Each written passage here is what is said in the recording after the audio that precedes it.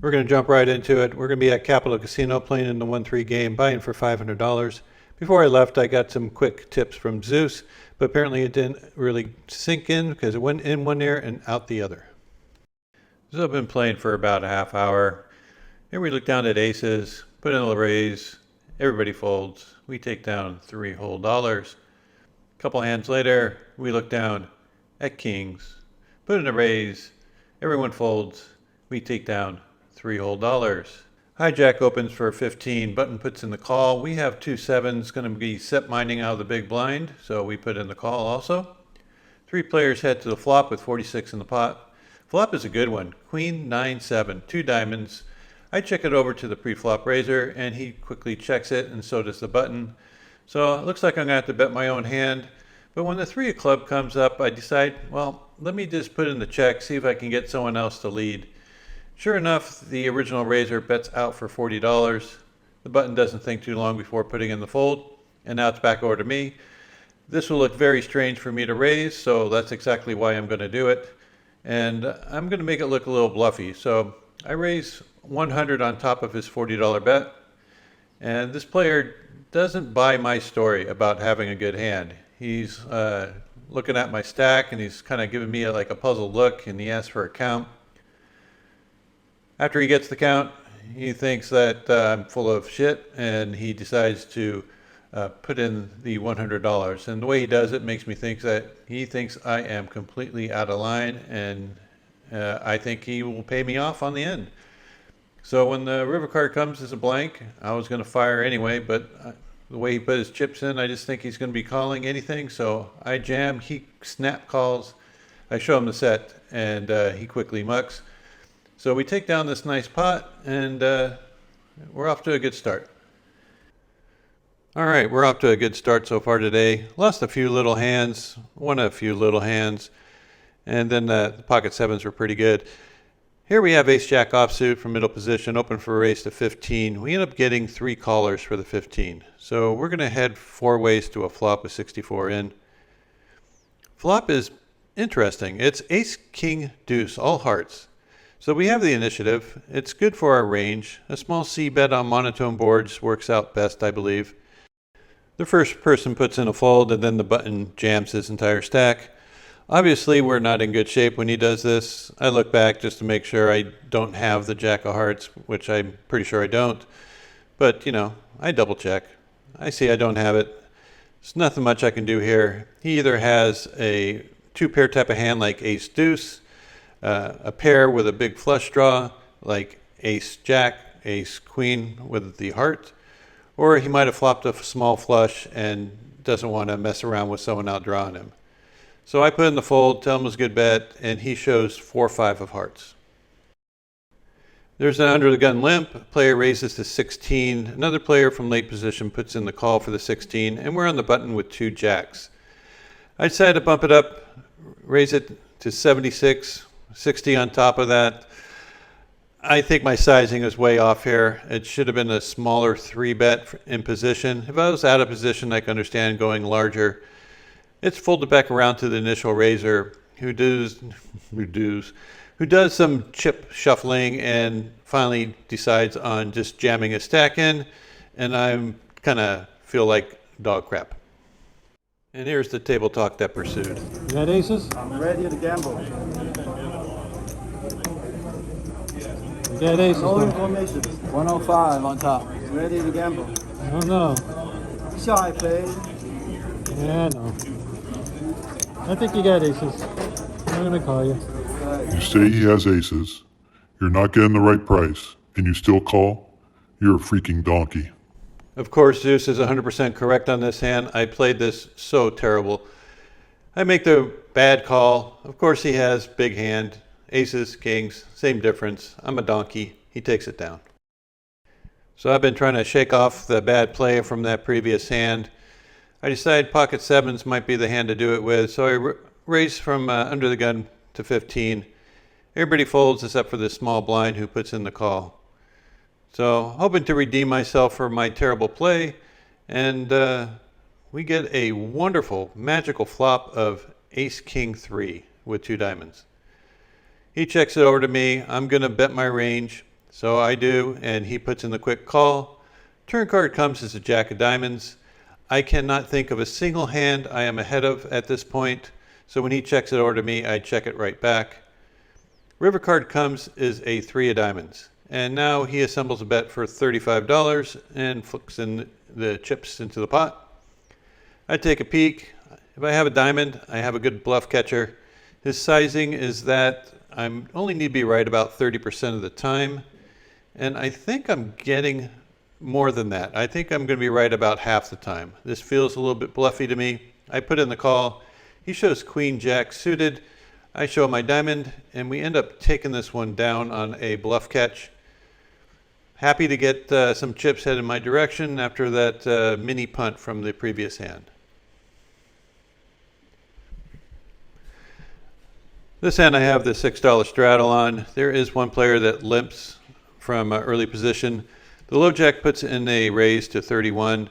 He's probably doing this with a quality hand, something that I would probably raise with. Maybe two big cards, big pair, stuff like that. It gets folded back around to me. I'm in the straddle. I put it out there for a reason. I'm going to defend it with any kind of suited hand, and 9-7 of hearts is good enough for me to defend. The other player folded out, which was a little bit surprising. I thought he would come along too. So the pot odds are not great. The flop is pretty darn good though. It comes 3-8 jack with two hearts. So I got a flush draw and a gut shot. Just play your hand. Play your hand. Play your I'm all hand. in. I'm all in. How much you got? 200.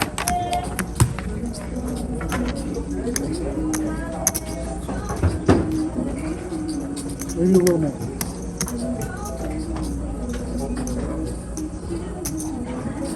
205. I'm in front. Do whatever you want.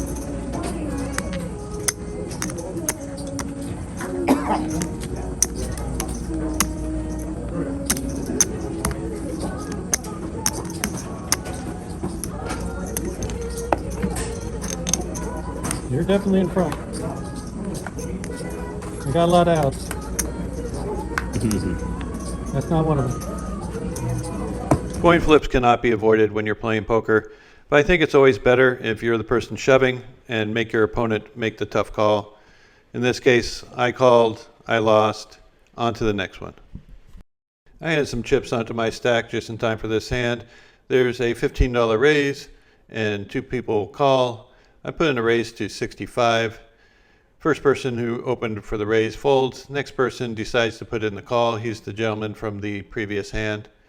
And we ended up going heads up to a flop with 164 in the pot. It's nice having a premium hand. It's not good being out of position. Flop comes king high with two spades. So I'm going to c-bet my range. If he has a king, he has a king. He's been playing his good hands fast, so if he has something, I'm sure to know about it. Instead, his hand hits the muck, and we take this one down. We're back in the big blind with a premium hand. There were two early limpers. The button puts in a raise to 15. I re-pop it to 45. We lose all the limpers and come back around to the button. His stack is not that deep. He probably has about $130, $140 left. And he goes into the tank before putting in the call for the $45. So we're heads up going to the flop with $100 in the pot, looking for something safe, and we get an interesting flop. It's 6, 7, 8 all clubs.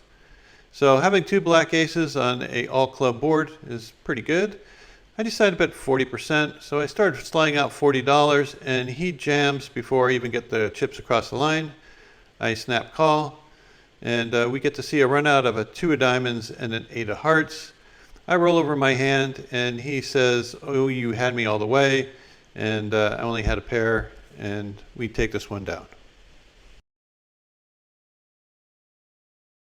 We end up leaving the table and going to a different table where first hand is a bomb pot. I look down at 2 sixes when the board is queen 6-3 with 2 diamonds. Great flop for our hand, and better yet, we have a player leading into us for $20. The other player starts to call, and I was peeking at the player behind me, and I noticed that he was interested in the pot. and he had a short stack, so I decided just to put in the call thinking that he would jam on the button with a $140 stack. And he thinks about it for a second and just puts in the call. You can't rely on other people betting your hand. Sometimes you just have to bet it yourself. So now I'm feeling like a complete idiot of not raising this flop. We get another caller from the player on the button, and we get to see a turn card of an 8 of hearts. Facing 4 opponents with unlimited range is not comfortable. First player checks, second player checks, and I decide to finally bet my own hand, but I bet way too small. I bet $100. I think this got to be at least 150, maybe even pot size bet. The player with a short stack directly behind me puts in the call. I really wish he would have jammed on the flop, but he puts in this call. Player on the button now folds, and the player in the small blind position, who I assume has a flush draw of some sort, is getting an excellent price to continue. I really wish I made the bet bigger at this point, charge him more for his draw. He goes in the tank for quite some time, and finally he decided to let it go. So I'm really grateful that he did, because he was getting a very good price. The other player mucks fairly quickly, and so we're going to get to see a run out, and it comes with a 7 of diamonds on the river. So the flush draw got there. We played this hand about as bad as we can play it and still drug a pot, so we're happy about that.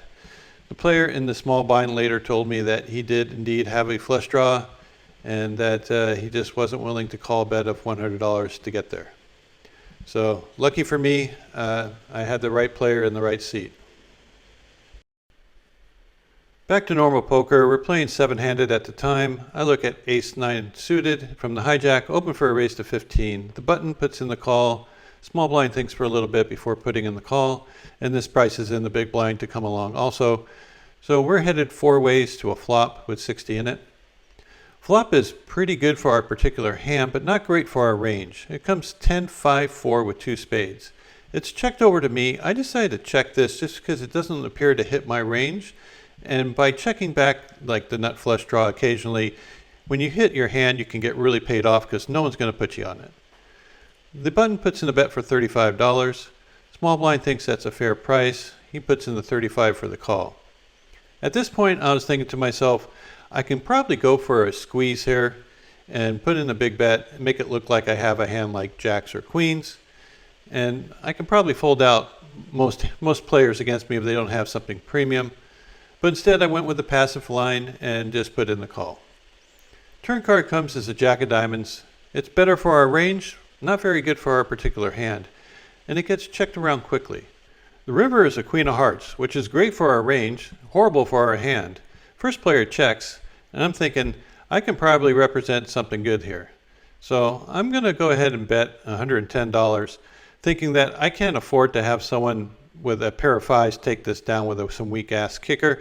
I'm using my perceived range and my table image and taking this thing down.